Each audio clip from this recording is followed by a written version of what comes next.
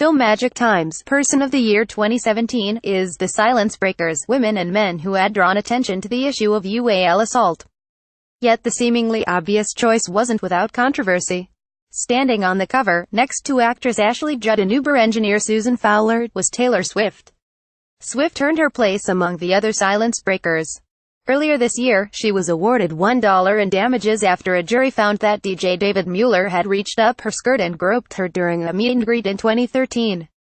In her own words, her fight for victory in a civil court was symbolic, hence her suing for $1, a gesture for anyone who feels silenced by UAL assault. The Rape, Abuse Incest Network's national hotline, which provides support, information and other help to survivors of assault, saw a 35% increase in calls the weekend after the trial. But according to the Daily Beast's Amy Zimmerman, Swift didn't deserve to be heralded as a symbol of female empowerment because she'd committed the cardinal sin of 2017. She still hasn't denounced President Trump.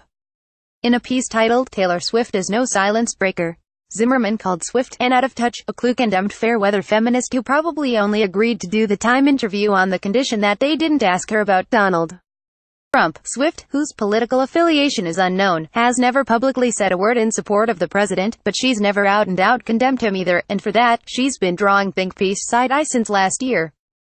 Taylor Swift's silence on President-elect Donald Trump is deafening, wrote Mike.com's Tom Barnes in January, a declaration that soon became a social media punchline. Zimmerman also pointed out that the blonde-haired, blue-eyed Swift has quite a few fans among the alt-right. Swift has never publicly acknowledged this group of creepers but did threaten to sue a blogger for exploring the ties between Taylor Swift and her adoring Daily Stormer fanbase, ties that, perhaps needless to say, don't exist. But Zimmerman misstates the purpose of the blogger's post, which was trying to make the case that Swift was a closeted racist who was subtly getting the lowercase KKK information. The blogger accused her of using dog whistle lyrics to appeal to the alt-right, saying that her new single, "Look What You Made Me Do," seemed to play to the same subtle, quiet white support of racial hierarchy.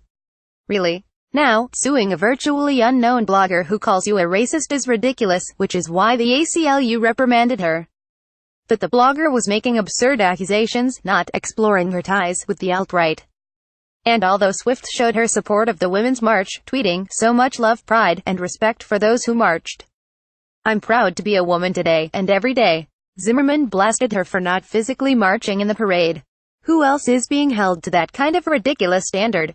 The trouble started in early 2016, when several people noted that Swift hadn't said much about the impending election. The Daily News called her notoriously tight-lipped on her political leanings. She didn't endorse Trump. She didn't endorse Hillary Clinton. She didn't endorse anyone. She seemed to assume her followers could make up their minds for themselves. It was a problem. The Daily Beast's Kevin Fallon asked, "Who did Taylor Swift vote for?" Later that month, The Guardian wrote an editorial titled, "Taylor Swift an Envoy for Trump Values." The left-wing paper noted that, since Donald Trump was elected, the entertainment world has been largely united in its disdain for his presidency. But Swift's has been missing from the chorus. Swift is not inflammatory. She's no one's problematic fav. She's a savvy businesswoman who built a multi-million-dollar brand and a fan base that has stuck with her.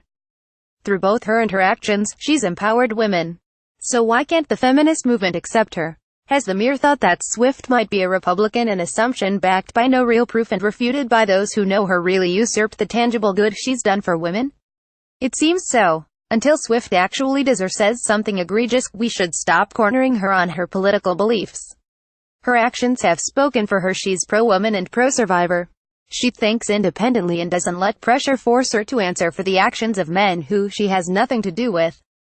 Sounds pretty feminist. Twitter @BKarogers